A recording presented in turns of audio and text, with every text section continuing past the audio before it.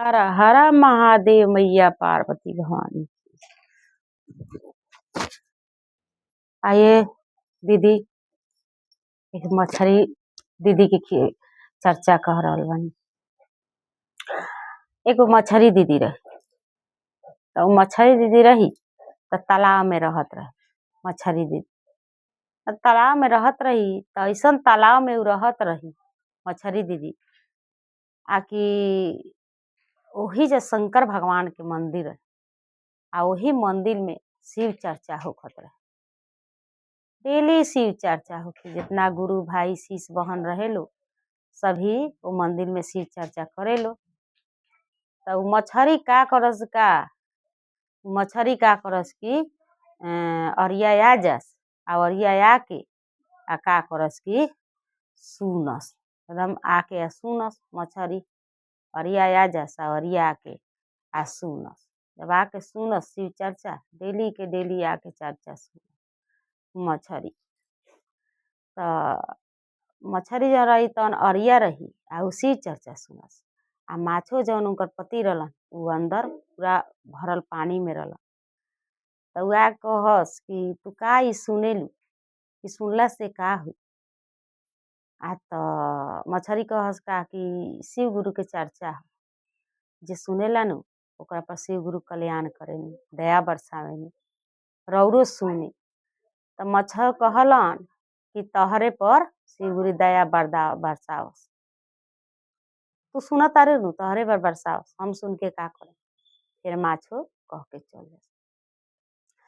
एक दिन के बात ह कि मछरी चर्चा सुनत सुनत रही, बस धीरे धीरे धीरे धीरे उ तालाब सूखे लागल। जब धीरे धीरे उ तालाब सूखे लागल तो सूखते सूखते सूखते सूखते एकदम मतलब कि अंदर गहिरा पानी थोड़ा सा बच गए। जब थोड़ा सा पानी बच गए तो वही में दोनों पति पत्नी माछो और मछरी रह गए। रह गईला के बाद में का भइल कि मलाह भाई तो खोजत खोजत जाला लो। मलाह भाई खोजत खोजत गईलन तो देखलन कि एगो तालाब के पास में एगो गरहा बा। कहलन कि रुका ए गरहवा में देखत तनी, मिल जाई मछरी तो हमनी बाल बच्चा के हमरा रोजी रोटी चल जाई, बेचे बेचला के बाद में रोजी रोटी चल जाई। अच्छा हमार बाल बच्चा बना उना खई।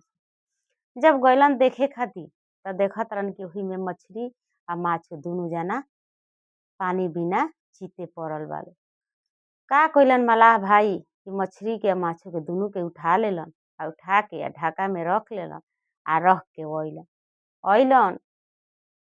तो रास्ता में जब आवत तरन तो कहत तरन मछो, ये मछरी तू तो कहत अलू ह कि हर मुसीबत में शिव गुरु साथ दिहन, हर मुसीबत में शिव गुरु काम अइहन। आ एह बेरा अब तो हमनी ठेहा पर जातनी स, अब तो हमनी के फसूल पर कटा जाम स।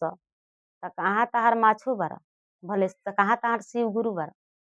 तो कहत तारी मछरी कि रौरा काहे अगुताइल बानी, हमार शिव गुरु आवते होके, हमार शिव गुरु दया करेम।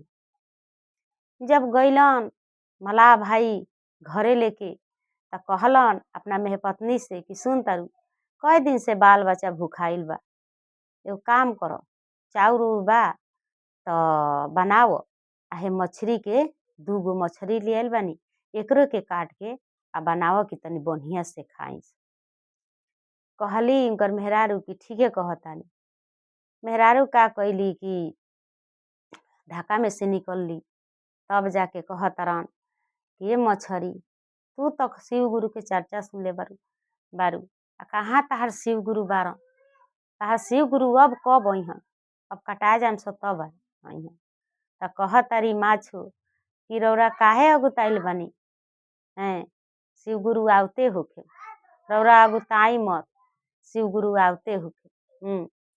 जब इतना बात कहलन मछरी कहली तो माछो कहलन कि कब तहार शिव गुरु अइहन, कटा जाम स तब शिव गुरु अइहन। का कइली उनकर मेहरारू कि मछरी रख देली आ का कइली कि मसाला पीसे गईली, मसाला उसाला पीस लेली।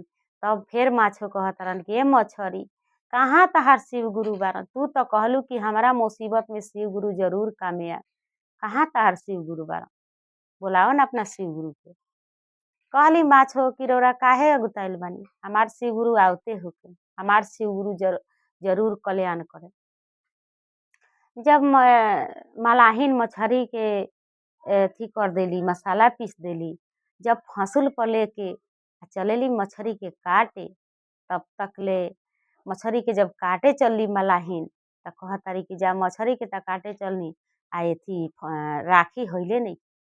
जैसे गईली राखी ले आवे तले कहतारन मलाह कि कहाँ तहार शिव गुरु बारन, अब तो हमनी फंसुल पर चढ़े जतनी सब। आ मलाह त कहियो भगवान के नाम ले ना रहलन। कहली माछो कि यार एक बार तो भगवान के पुकारी। वही दिन जब चलली राखी ले आवे गईली, तब तक ले कहतारन माछो कि हे शिव गुरु दया करी, हे शिव गुरु कृपा करी। जैसे कहलन तैसे आंधी आयल, पानी आयल, आंधी आयल, पानी आयल, आ बड़ी बिजोर आंधी पानी आयल। आ वही में ऐसा ना भूर फूटल कि वही में दुनू माछो आ मछरी दुनू जना समा गइलो। आ वही में तालाब में बहते चल गइलो। आ वजह से माछो मछरी जब बहते चल गइलो, गुरुजी के ऐसन दया भय हैं। तब कहली माछो कि देखनी हमरा शिव गुरु के कृपा, देखनी हमरा शिव गुरु के कृपा। यही से लोग शिव चर्चा में नाम लिखावेला, घोषणा करावेला, गुरु के कृपा पल पल बरसेला, लेकिन लोग के बुझाला ना। त देखी हमरा गुरु के कितना कृपा बा। कहलन माछो कि धन कबारू हे मछरिया, धन तहार शिव गुरु बार हैं कि कृपा हर हर महादेव।